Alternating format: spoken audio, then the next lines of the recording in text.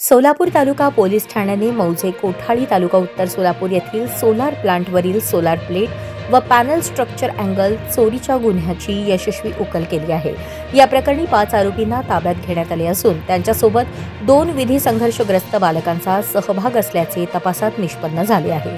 या चोरी प्रकरणी आरोपींकडून 102 सोलार प्लेट, 147 धातूचे सोलर पॅनल स्ट्रक्चर अँगल तसेच चोरीसाठी वापरलेले अशोक लेलँड कंपनीचे माल वाहतूक वाहन असा एकूण 10,78,130 रुपये किमतीचा मुद्देमाल हस्तगत करण्यात आला आहे। ही कारवाई पोलीस अधीक्षक अतुल कुलकर्णी यांच्या मार्गदर्शनाखाली पोलीस निरीक्षक राहुल देशपांडे यांच्या नेतृत्वाखाली सोलापूर तालुका पोलीस ठाण्याच्या पथकाने केली असून पुढील तपास पोलीस करत आहेत।